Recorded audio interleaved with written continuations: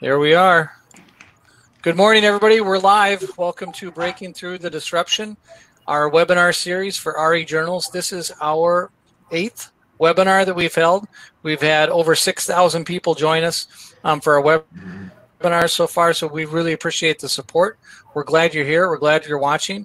We're going to jump into a couple things and then back up and do some housekeeping items just as people continue to log in. I see we're up. We're getting close to 800 now. So I'm going to wait till we get to about closer to our registration number. Okay, first things first. We are going to talk about, I'll get back to these, sorry. Hold, please. Thanks to our sponsors, Wipfli, BankVista, CCIM, Barnes & Thornburg, Corfac International, and Strive. We appreciate your support in helping us put these events on. So we're going to talk about CARES Act today. There are more business assistance programs out there. There are other laws that have been passed. We will try to hit on those things. But the main focus today is going to be this historic $2 trillion CARES Act that Congress passed and the president signed into law 2 weeks ago. Try to get to all your questions on that. We also are aware that there's probably more coming through Congress. Talk last week was that it's another $1 billion. This article I found said $500,000. And then we're going to go kind of piece by piece through these. Okay, it looks like we're getting close to our registration here. So housekeeping items real quick. You have a chat box to the right, or if you're on a computer, or below if you're on a cell phone. What I'm going to do is have everyone put your name, company, and state you're from. If you feel like putting your contact info in there too, that'll allow you a chance to network with the other people who are online. More importantly, this is where you're going to ask questions of our presenters. So anytime you have a question, type it in there. I'll flag it as a question, and I'll keep track of them and try to get them all answered. We also have polls. I'll put a poll up a couple times throughout, some sort of fun stuff. So when you see a little red light come on next to polls, that means there's a poll there for you to answer. Most importantly, with 1,000 people online, we had 4,000 earlier in the week, so we know we can do this, but there may be connection issues on your end. My end's showing 4 out of 5 bars, so we should be good on my end. But if you notice somebody freeze up or somebody stops talking, first thing you want to do is click a reconnect button that's at the top of your screen. If that doesn't work, what you want to do is make sure you're using Google Chrome. And if that doesn't work, close your browser out and come back in. We haven't had anybody that hasn't been able to get in after trying those 3 things. But the reconnect button works great. Okay, guys, let's do introductions. I'm going to start introducing I got to get our slides up. But Jim Lockhart is our first speaker, waving at us now. I've known Jim since my first job, a real accounting job. So the first 5 years of my life, either Jim was my mentor or my boss. So if we're a little too friendly, you know that just because we've known each other for, I'm not going to say how many years it's been, Jim. Thank you. But it was another century. So, there's that. Then we've got Jason Myers, a partner with Barnes & Thornburg. Jason, you're in Texas, right? Correct. Dallas? Dallas area, yes. Right, go Cowboys. So Jason's an expert in the PPP laws and helping people make the most out of that and make sure they're not making mistakes. And then we have Mark Hoiland from Minnesota. How you doing, Mark? Good morning. I'm doing great. Mark has done a record number of PPP loans in the last week and a half. So he's going to be our on-the-ground expert for what's going on with the SBA and how these things are getting processed. So I'm going to go back real quick, and just as a public service, I want to go through each of the sections of the law and just give everybody an overview of exactly what's in there. We're not going to be able to cover everything that's in this act. There are 5 sections to it. It's hundreds of pages long, and it's got a lot of good stuff in it. So we're going to give this advice throughout this presentation, but make sure you're going through all of these sections with your business advisor, if it's your attorney, your CPA, or both, or your banker. Make sure that you're going through them because there are things that apply to a lot of different people, and you want to make sure you get all of them. So the first thing in Act 1 is the Paycheck Protection Program. That's what we're going to spend 2/3 of our time on. Also going to talk about economic injury disaster loans, and then advances under that program. We're going to talk about. We're not going to talk about the bankruptcy rules. This is the worker family section, Act 2, unemployment benefits. So you're seeing on the news all this hubbub about getting the $600 extra per week out to people, and these $1,200 checks that should, I've heard, start hitting mailboxes or bank accounts today. We're not going to cover this kind of personal stuff in detail. Employee retention credit and net operating loss deductions, we're going to cover that quite a bit. Jim's going to get into that because that's really important. Continuing with Act 2, there's some other tax provisions that you need to pay attention to, especially if they apply to you. Jim's got a couple case studies already that have been, they're going to be free up more cash flow to the company than this act will itself, or the PPP loan. And some of these apply to you individually. Then when Act 3 addresses the healthcare system, addresses the drug shortage and supply and other things for the healthcare system. Act 4 touches on the airlines, financial institutions, and other sectors. Interestingly, I don't think there's anything in here for the cruise ship industry. I was reading an article this morning that said they got left out. I'm interested to go back and finish reading that article. And then Act 5 was money for state governments to appropriate. So that's how they got to the $2 trillion. The section we're going to talk about the most PPP is $350 billion. So that's a smaller percentage of it. All right, gentlemen, let's dig in. So the PPP, Payroll Protection Program, what is it? What does it mean to small businesses? Mark, you want to jump in and go first? Well, thank you. It's a big deal. It's never happened before in the history of our country where this amount of money has been available for small businesses, or for any businesses for that matter. Just by way of reference, the Sba lenders around the country, some 7,000 or 8,000 of them, are taking the lead in getting this money out and the applications process and funding. Also some big players, Amex, B of A, and some other big ones are likely to come in. I don't know if they've gone live yet, but they're working on it, and they will distribute billions and billions of dollars. Just real quickly, this is a $350 billion program. By way of reference, the SBA in the last year for all their programs combined was about $30 billion. So this is 12 times bigger than the biggest year that SBA has ever had. And we're looking to roll out all of this money within the next 60 days. So it's a huge project. You hear a lot of things on the news or read about how there's problems. And really, I need to congratulate the people at SBA. I think most of them are working 16-hour days. They're working weekends.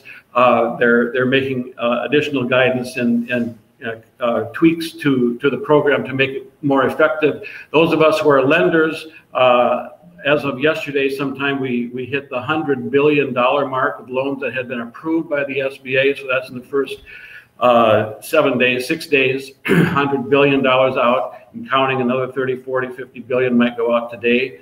And just by way of reference, the program and how long it takes, once an application is sent to a bank or to a lender who will handle it, it's fairly straightforward as long as you have complete information sent in. Someone like me handles it on the front end, and I spend somewhere between 10 minutes and 2 hours, depending on how good the package is. I put it together, send it to an underwriter. They look at it really only for 10 or 15 minutes to double check the math and make sure it's right. Then it goes to our processor, and they submit it to SBA. They can submit about 10 an hour. And usually within an hour after it's submitted, we get an approval. So the whole thing can happen literally if the package is complete and information is all there in less than, in a day to 2 days total. So our little bank started last Friday. As of yesterday afternoon, we had 327 applications approved for a little over $77 million. So we're a 3-branch bank in Minnesota. Most of those were customers. And so thousands of banks around the country are doing the same thing, working hard, working weekends to try and get these loans approved and the money out the door. And I'll jump in here. Yeah. I think, one of the things, in terms of, the question of what's the program, one of the things I've been emphasizing, if you look at, what the loan proceeds can be used for, and then when we get to more detailed discussion on the forgiveness amount, the policy objective is to keep, businesses keep their doors open, lights on, and most importantly, people employed. That last point came, very clear in terms of some additional guidance that came out last Thursday, where the 75% of the loan proceeds must be used for payroll costs. And similarly, when you get to the forgiveness amount, 75% must be used of the forgiveness amount must be related to payroll costs. So that is really the objective. I mean, you go back to the name of the Act, Payroll Protection Act, and it really is geared lights on, doors open, and most importantly, keeping people employed over the next 2 months, giving businesses a chance to get through this time frame, let them, figure out where they're going to have to be going forward. There's still a lot of challenges that businesses will be facing, but this is a good, 2-month window once they get the loan proceeds to at least be able to meet those core business needs, use whatever funds they have on hand to meet the other, business costs they're incurring, and figure out a way to, go forward after that 2-month window. So what's making this special, right, is the forgiveness provision. So I can do that math. If I get to borrow $200,000 and I only have to pay back 50 of it, that's a pretty nice deal for me. But I remember sitting in Jim Lockhart's class in law school. That's got to be income to me, right? That other $150,000, am I going to have to pay tax on that?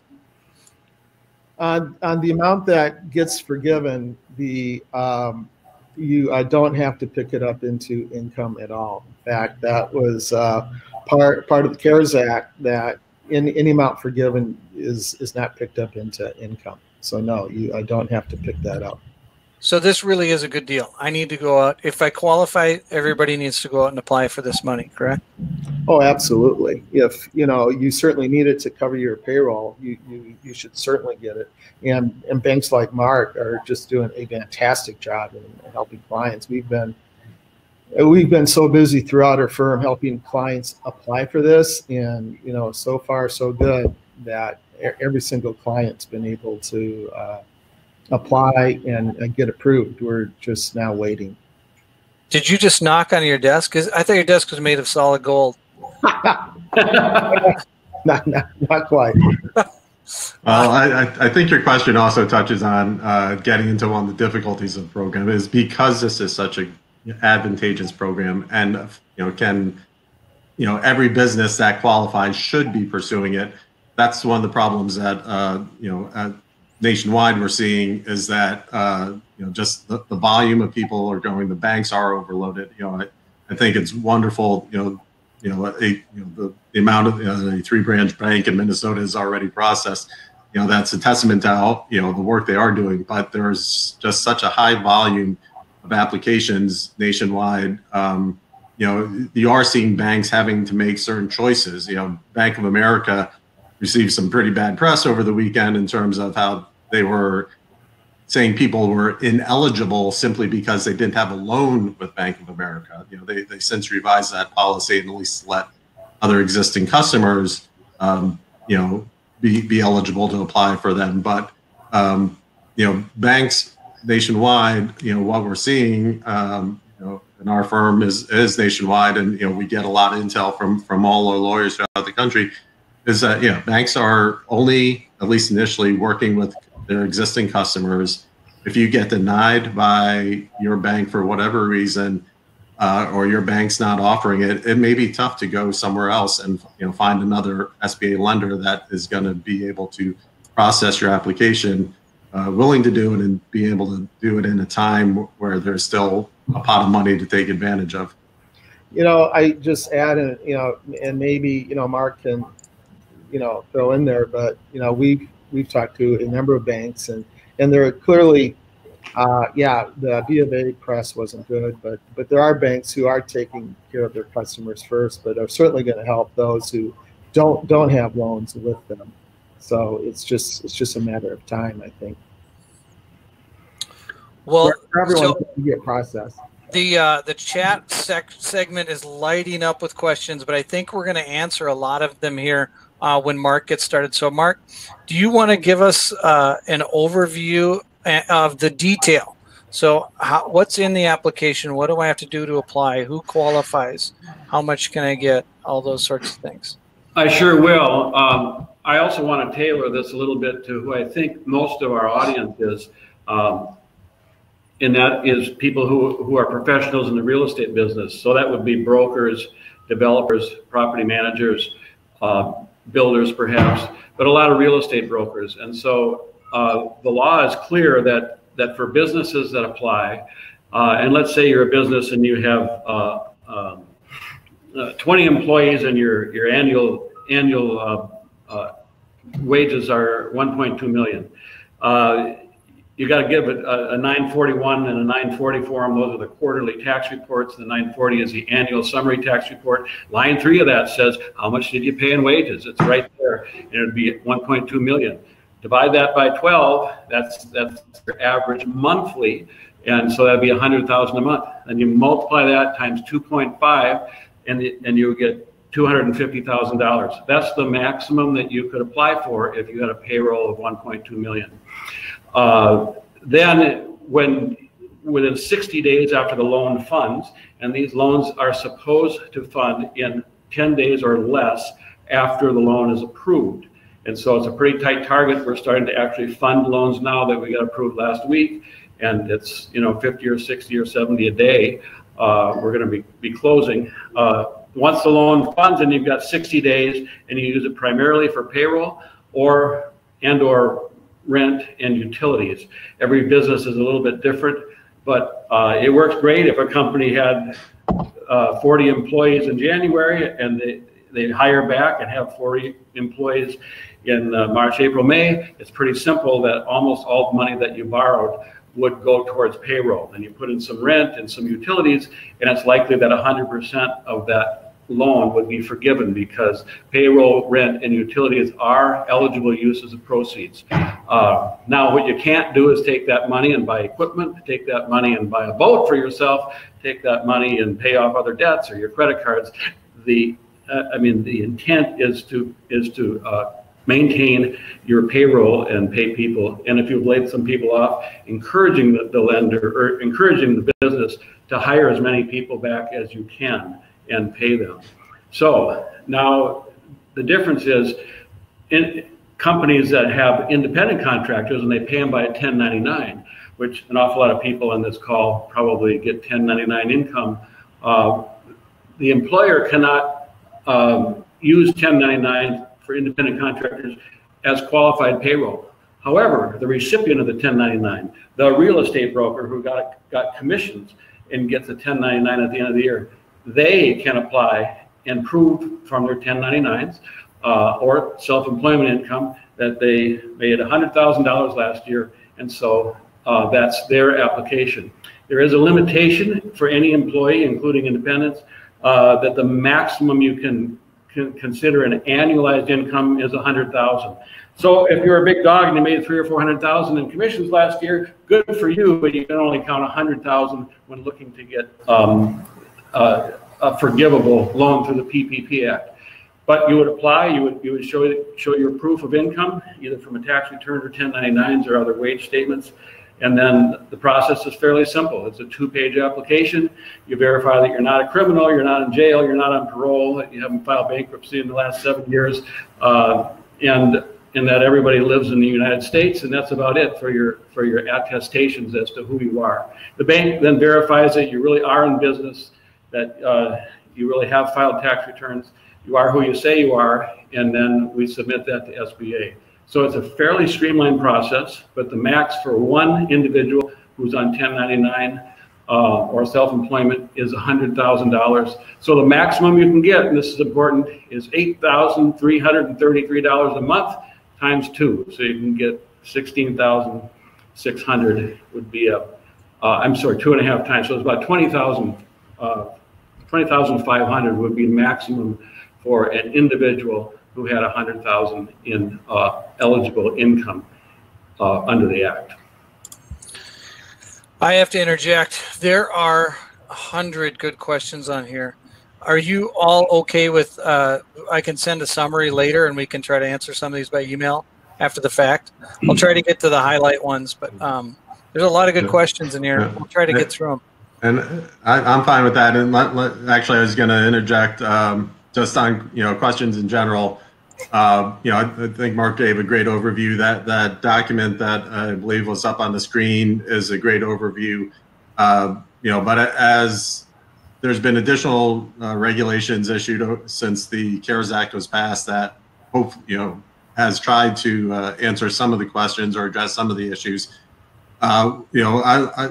Most of the questions I get nowadays in terms of, am I eligible? How do I apply? That my about 80% of them, my initial response is there is no definitive guidance. One of the things we run into is, this is particularly in the time frame in which the CARES Act was developed and approved, it's a fairly well-structured program. And it lays out a great framework for going forward. But then a lot of the details, when you go to apply it to specific situations, to legitimate, business structures and business operations, does this count? Does this, can I apply given this?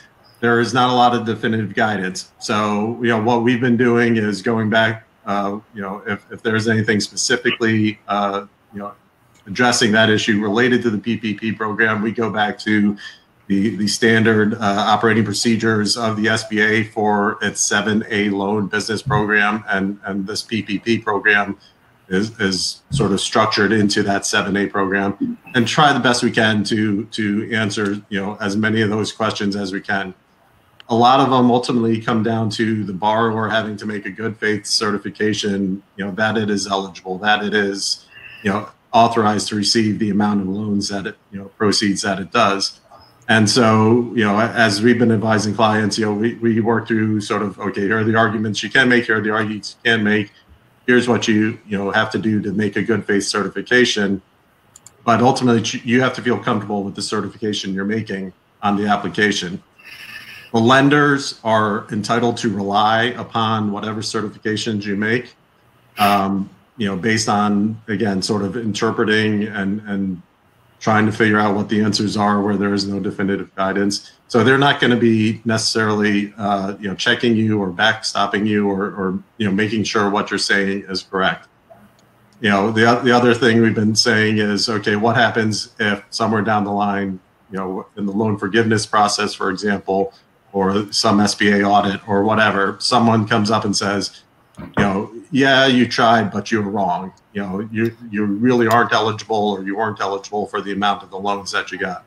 The first remedy is that you would have to pay back the loan. If that was determined to be the case, you'd have to pay back the loan, would get the benefit of the forgiveness. And just true worst case scenario, if it's determined you do something knowingly or fraudulently trying to take advantage of this program when you weren't entitled to, there are potentials for criminal penalties. Now, I don't think, anybody I've talked to, that's not the case. I do lay that out just as a worst case scenario, but really, because of having to make interpretive decisions where there isn't clear guidance, a lot of it does rely upon, the process will rely on the certifications that the borrower makes to the lender and the lender will rely on. So Jason, would it be safe to say this is still changing every day or two? Yeah, changing every day or two, and then even then, not every issue is going to be tied out or have clear guidance on. But yeah, things change, and even when additional guidance comes out, it may answer one question, but creates two more. So, right. Yeah.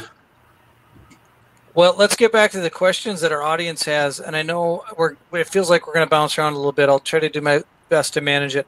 A lot of the questions that I've seen so far revolve around people that don't have a clear payroll. So they're a 1099 or they're a landlord. There was one person who was a landlord who doesn't have any employees, doesn't pay wages, but is a property manager. I'm assuming that he or she's getting the profit from that. Also 1099 people. Is it gross? Is it net? How are those calculations working for them to apply for the PPP? I'll start with the landlord question. Again, the PPP is based upon, the sizing of the loan is based upon payroll costs. So there's two potential avenues for a landlord. One is, again, going back to the standard SBA operating procedures and definitions. Definition of an employee includes temporary or leasing arrangements. So if there were a way to, in good faith, determine that the staff you have on site, even if it's through a property management company, are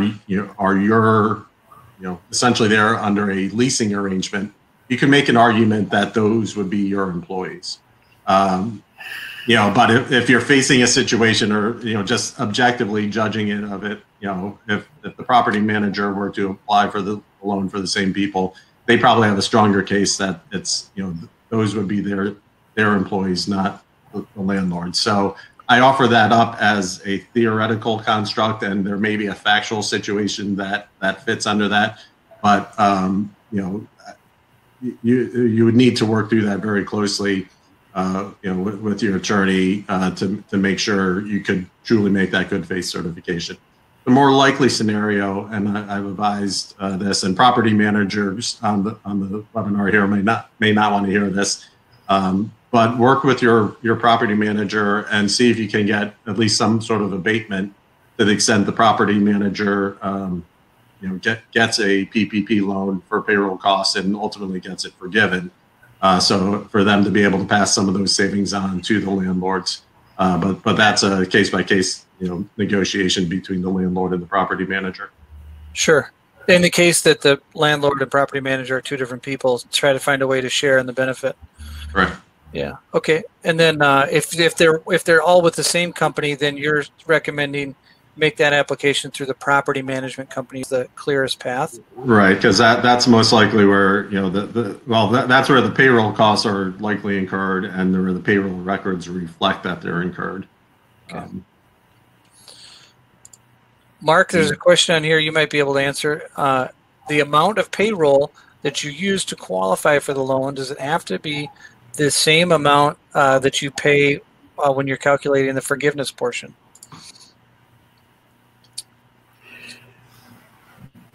The same dollar amount, or the same number of employees? Yeah, I think all of those questions are valid, I think. So the amount that you can claim is either the last full year, and we're generally using records from full year 2019. However, if it's more advantageous for the borrower to claim a rolling 12 months, they can do so and provide rolling 12 months. We compare it against the full year to see that it was generally similar in how they calculate it. But if you've had a lot of employees in January and February and you didn't the year before, you can use a rolling 12 months. That's then divided by 12, you get an average monthly, you multiply that times 2.5. Going forward, if the program doesn't work very well for forgiveness, if let's say you had 10 employees last year, but now you've laid off 5 of them and you really don't have work for 10 employees, you only have work for 5. There is a math that will show what cannot be considered as forgiveness because you have significantly less employees on the payroll. The intent is to incent businesses that get the money to rehire payroll, and close to last year's average monthly averages. Sounds great. Let's get back to the next one. Here's, is there any support for those of us who pay huge mortgage payments but don't have employees? On the face of it, no. I mean, again, it is driven by payroll. The size of the loan is determined solely on payroll cost, and any loan proceeds that are received, 75% of which must be used for payroll costs. So in that specific scenario where there's a large mortgage but no payroll, the PPP program isn't the right program for that scenario. Here's another one I think a lot of people are going to have. If I'm an S Corp and I have wages from the S Corp, but I also have distributions and commissions, are those other sources of income qualified? Generally speaking, commissions are qualified as well as wages. This is a problem that we face. I don't think we have clear guidance on distributions or guaranteed payments to partners. Jason, is that your understanding that we're not clear on that yet? Yeah, and this is one of the areas that I alluded to earlier when the SBA provided guidance on one issue and it opened up more questions. They made clear that 1099 or independent contractors were not included in the payroll costs of the company. But the way in answering that question and the way independent contractors are grouped in the CARES Act with sole proprietorships and other people who have net earnings from self-employment, it opens up a whole issue of how owners, what they can do, whether payments to them from the company are included in the company's payroll costs, whether they're eligible to, pursue their own PPP loan similar to an independent contractor. There is definitely, unfortunately, no clear guidance. I've heard at least one report that the SBA may be issuing additional guidance with respect to, broadly speaking, self-employed people. And for this purpose, I'll lump owners of the company in this situation into that. But I can't even. We've been cautioning that it'd be cleanest and best not to include payments like that in the company's payroll costs at this time, and really don't have a good path forward for the owners. But hopefully there will be additional guidance going forward. I want to make a quick comment on that. It's our understanding that we as a lender are not allowed to accept or process applications for self-employed people or 1099 earners until this Friday. Last Friday it opened up and for people who employed a lot of employees, moving the money out. I would expect that within the next week there will be specific guidance from the SBA that's happening every day, specific clarification of issue by issue from the SBA. And I would think that once we start accepting those applications, then SBA will give some guidance as to whether distributions or guaranteed payments to partners is or is not eligible. But it's our understanding right now, if you don't have a 1099, well, if you don't have a 1099 or if you didn't have a W-2 that you paid yourself, it's gray at the best at this point to determine whether that's eligible. And that's consistent with the advice we're giving as well at this point. So a couple of questions on the formula itself. We maybe should have made a slide and put it up on the screen. I've done an application because we are an event company. We were scheduled to hold 104 events this year, and you can't hold events when you can't get people together. So we're part of this. I made our application and had to do the calculation, but they're two separate calculations, right? The first one is just calculating your max loan amount. It's telling you how much you're going to get. Right. And it doesn't relate to how much is going to be forgiven. That's a different calculation made at a later date. Right now, Jason, if I'm right, that all of the issues are around the amount of the loan that you'll get, and we'll start arguing about the forgiveness portion a couple months from now. Does that sound about right? Yeah, you hit a great issue. The focus is on the sizing of the loan, and the guidance that has come out is on what goes into the sizing. The SBA has affirmatively said that they're going to issue additional guidance on forgiveness, but we're already getting a lot of questions about what the forgiveness process is going to be, what's going to be included, how it gets calculated. I think businesses want to be able to start planning what they need to do to make sure they get the maximum benefit of the forgiveness. Again, the clearest guidance to date has been that 75% as both on the use of proceeds on the forgiveness amount. That must go, 75% must go to payroll, but a lot of the details about forgiveness still to be determined. And I see a potential for a lot of concern and mismatch expectations between the borrower, the lender, and the SBA. So hopefully we don't get to that, though. There's a couple questions here on the EIDL, the emergency loan. We'll get to that in 6 or 7 minutes. Let me just see what else here. A lot of questions about rent and landlords. We'll make sure we'll try to address that at the end if we have time again. If all of you see this on the side and see questions you want to pick up on, go ahead. Independent contractor question: if 1099 independent contractor received funds from PPP, how do they prove the funds are used for payroll?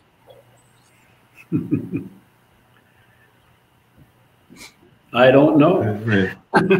And again, I think this goes to what we were just talking about, the difference. The focus now on loan amount versus forgiveness. And going back to an earlier question on the 1099 that I don't think we circled back on, the sizing of the loan on the 1099 or on the independent contractor is going to tie back to what they could demonstrate on their 1099 forms. So whatever that number is, that would go into the sizing of the loan. On the flip side, yeah, there is no clear guidance as to how they can demonstrate it was used for payroll. Other than maybe writing a check to yourself.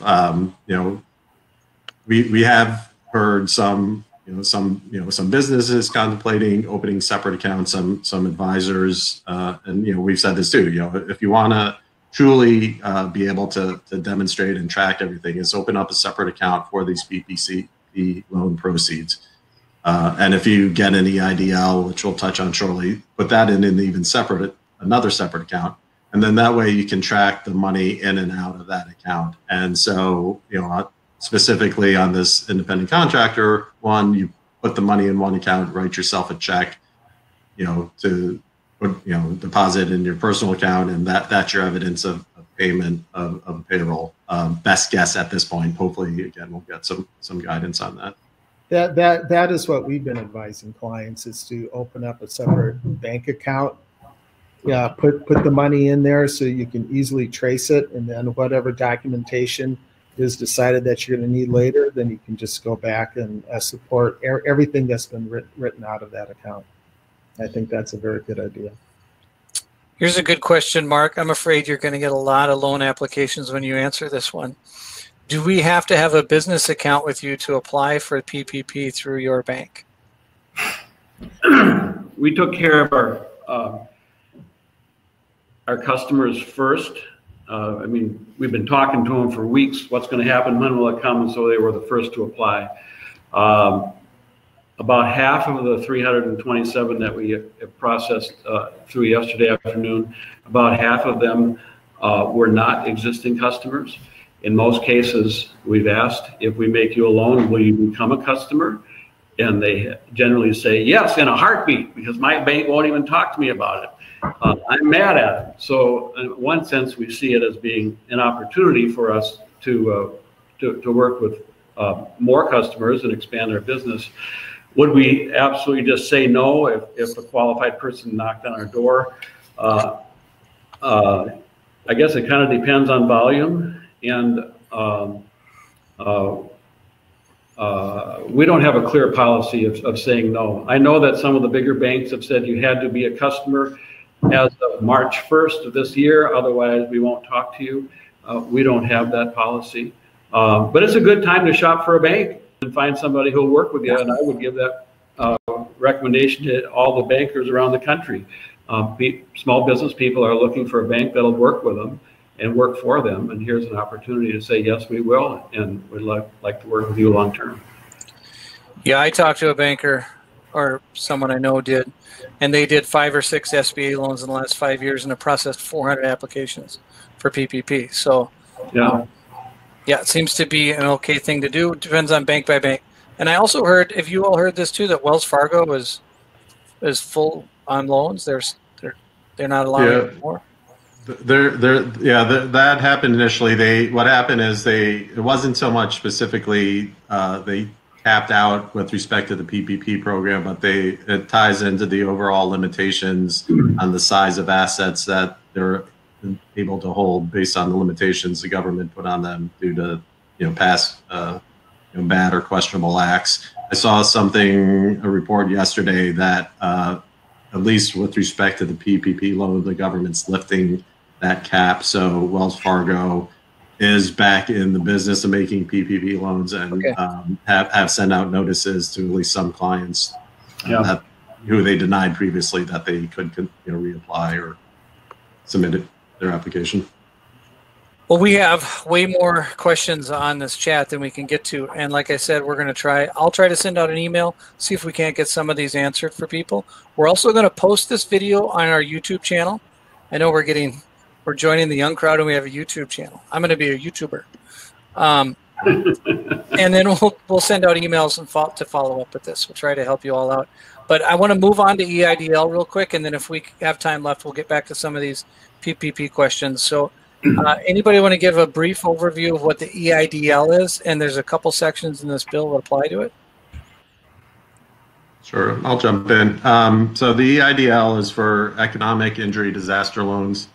It's a longstanding SBA program, but it has been approved nationwide. Every state in the nation is now eligible, businesses in every state, to apply for an EIDL based upon the impact of COVID.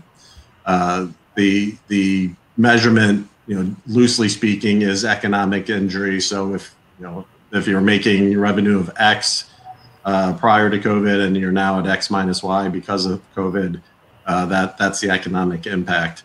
So it can, conceptually, if you think about it, it can work side by side with the PPP loan program because PPP loan is designed, as I mentioned earlier, doors open, lights on, and most importantly, people employed. The economic injury is to help fill revenue shortfalls, get some cash there from revenue shortfall as a result of the economic injury. A few key notes in terms of the two working together. First of all, yes, you can have both of them. There was a lot of confusion in the industry about that issue. The SBA has come out and firmly said you can have both a PPP loan and an EIDL. However, you're not able to use the EIDL for the same purposes as a PPP loan. So in particular, the payroll costs during the 8-week window for the forgiveness period. But generally, you can't double dip. Use the loan proceeds for both loan proceeds from both loans for the same cost. But the EIDL has a broader set of permitted uses than the PPP. It includes fixed debts, it includes other expenses that can't be paid because of the impact of the injury. So you are able to manage the cash proceeds from both to serve the purposes and without running afoul of the no double dipping.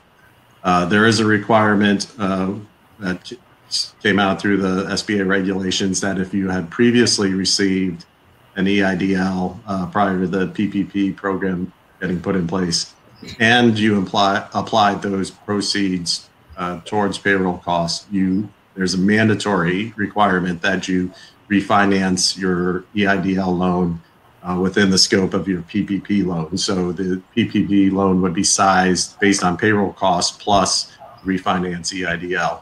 One last point that I'll make, and then invite the other two to jump in and supplement.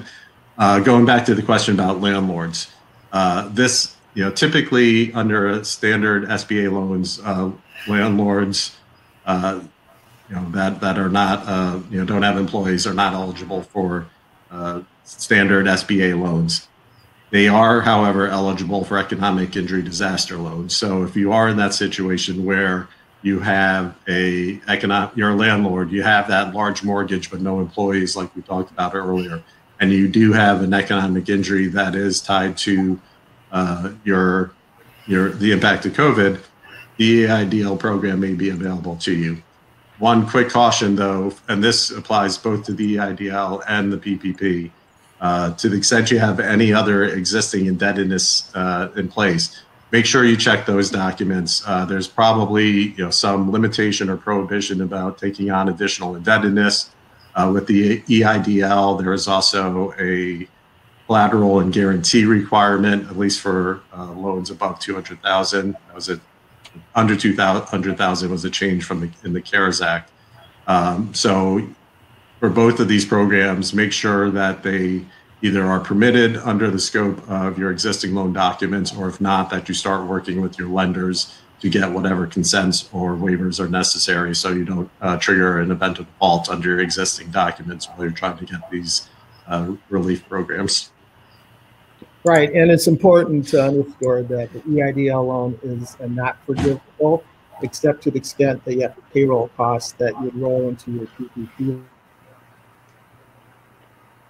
Jim just froze. I did. There, now you're good.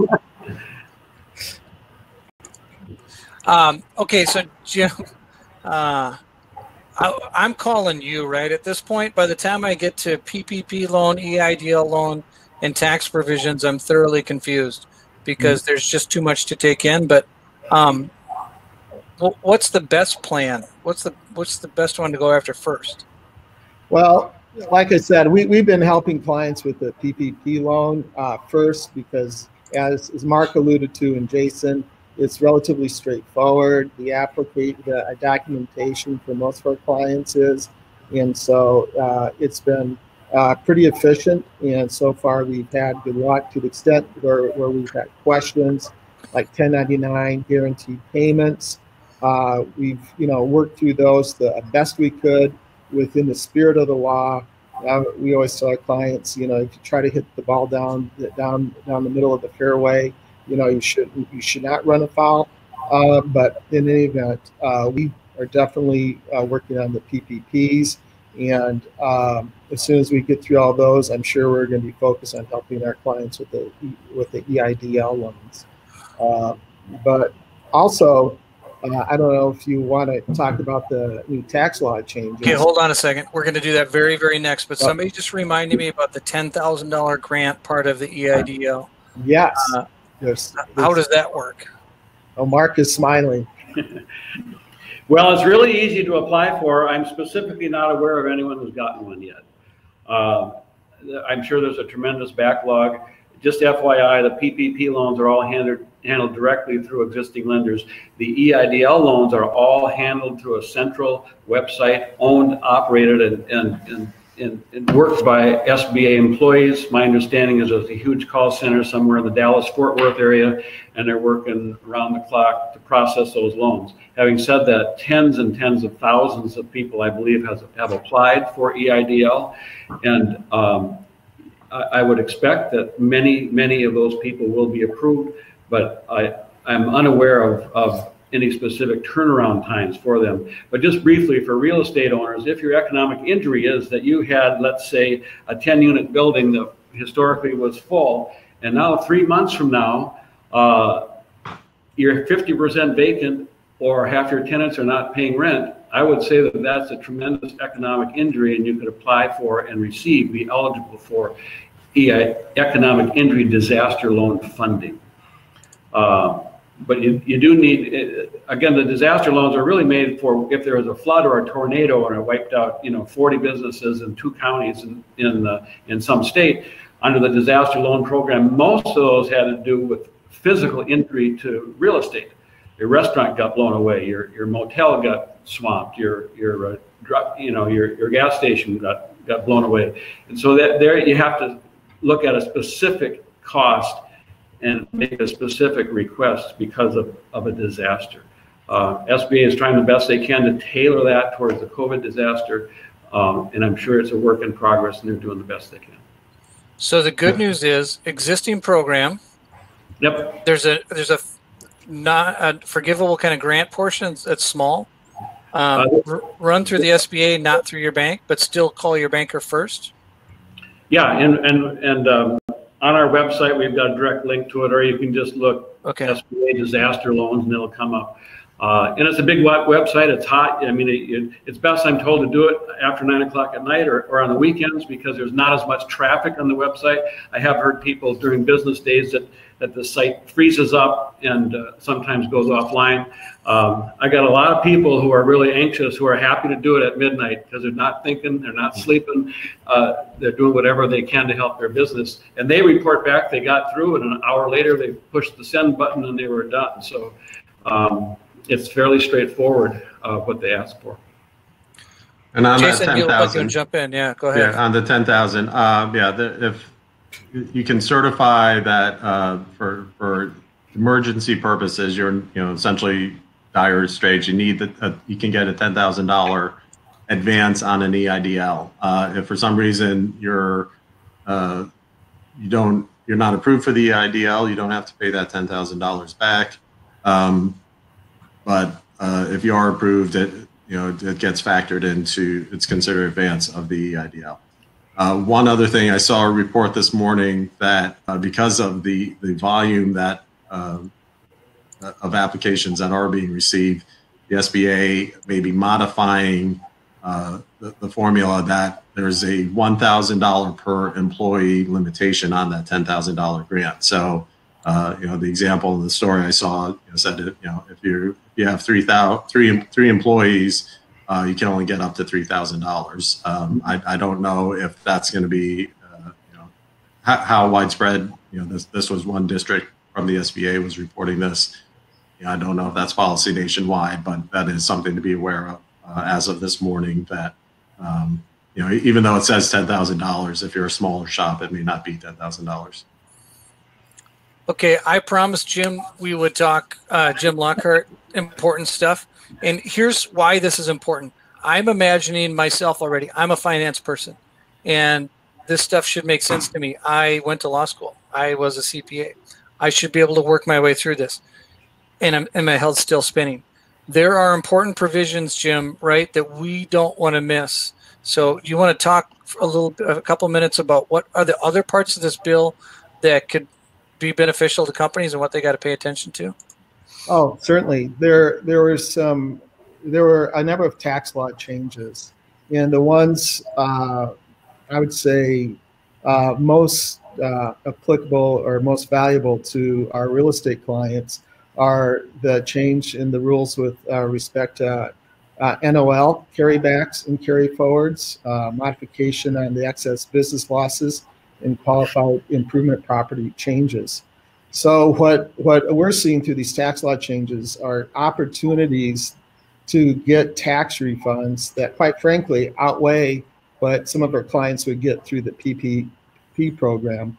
So, for instance, through the Jobs Act that happened in 2018, it prevented carrybacks of NOLs and limited NOL carry forwards to only 80%. Well, through the CARES Act, that's now been changed.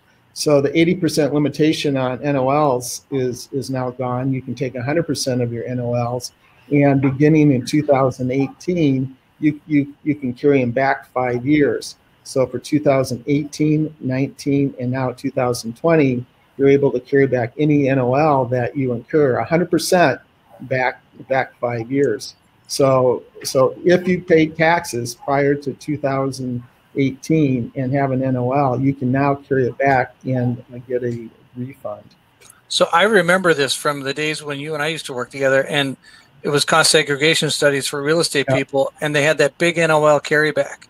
Yep. And I will never forget this as long as I live, and the clients I had will never forget it, because they got, instead of writing checks to the IRS, they got a check from the IRS in their entity name, and it sometimes was 6 figures or larger. So this is a real deal that people need to pay attention to. Right?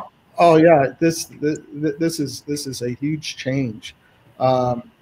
So also what is also beneficial is the change in the excess business losses. So through the Jobs Act, they limited the amount of the NOL that you could take to offset other business income to either 80% or limited to $500,000 if you filed jointly, or $250,000 if you filed single.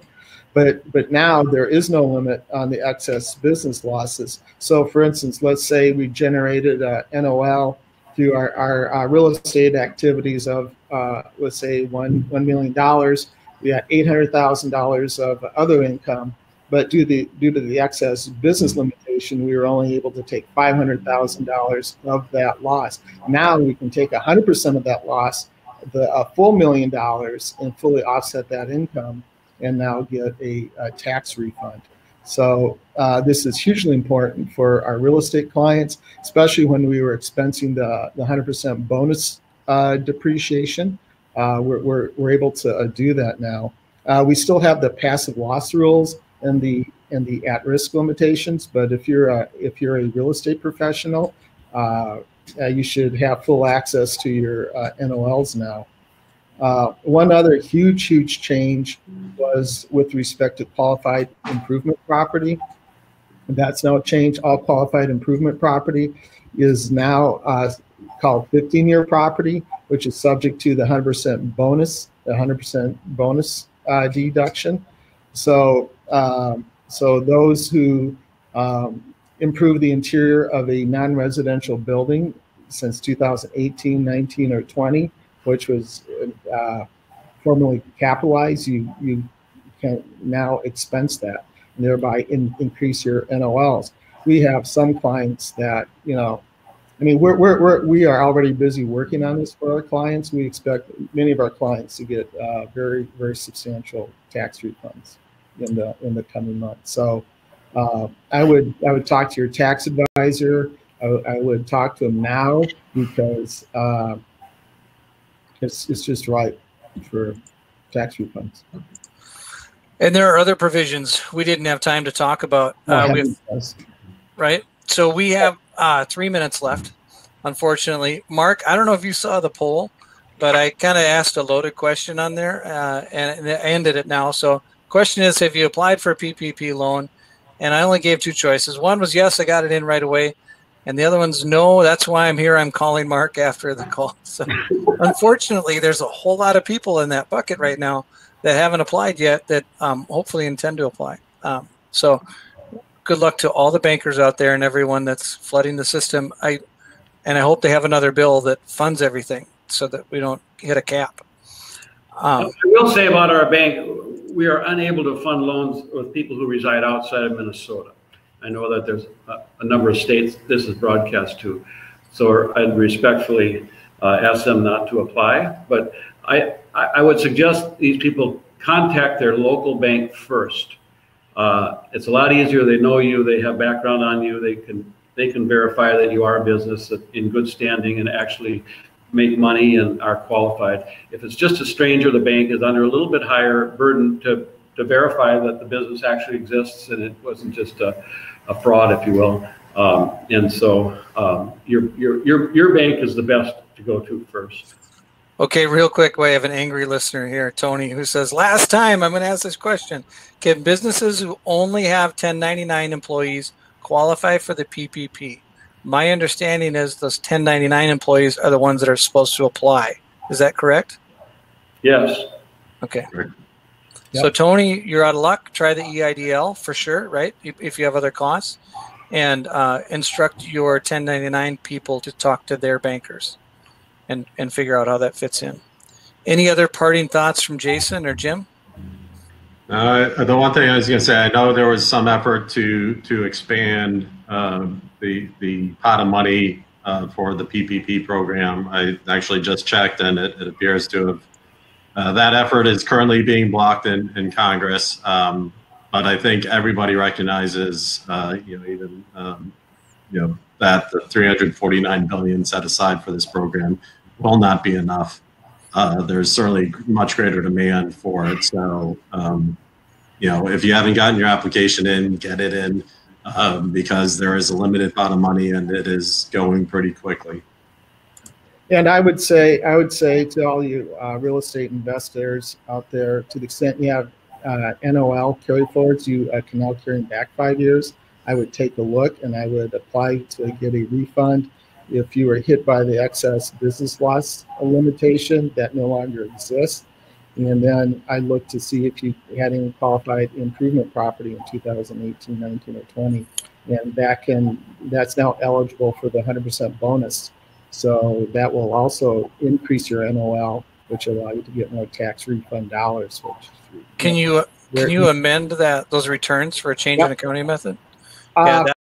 Yes, you certainly can amend your tax returns. You're going to have to amend for the excess business loss limitation, but for the QIP, it's just a change in accounting method. It should be automatic, and then but yeah, you'd have to file for your tax refunds. But I would highly recommend doing that. Okay, super special thanks to everybody that logged in, everybody that was speaking. A couple of housekeeping items. We do have a YouTube channel. You will get a link to that if you registered for this event. So when you fill out your registration, we captured your email address. We on to that with the link to give us a couple hours to convert it to YouTube format, whatever that is. I'm also going to send with that Mark's 3-page or 4-page document that talks about how you qualify for the loan, how it's calculated. Remember, it's outdated by a little bit, as Jason said. So you're going to need to talk to your advisors as you go through those calculations. And if there's anything else you need, it's going to come from my email address. So feel free to ping me back. Just if I get 1,000 emails, don't expect it all to happen right after lunch. And I have another webinar at 1, so I'll try to get to everything in the next 24 hours. So again, thank you guys. This was a great webinar. We may have to do it again in a couple of weeks because this stuff keeps changing. So stay tuned, and thanks everybody for your time. I'm going to leave the screen up. Our speakers can log off, but I'll leave the screen up. Put your questions in your chat room, and I will make sure those get added to the queue for an email later. Thank you. Thanks, everyone. Thank you. Bye. Thank you. Bye now.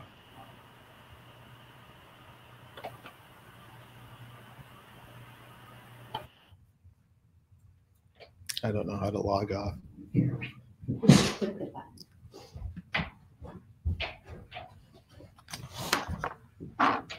You're on the webinar.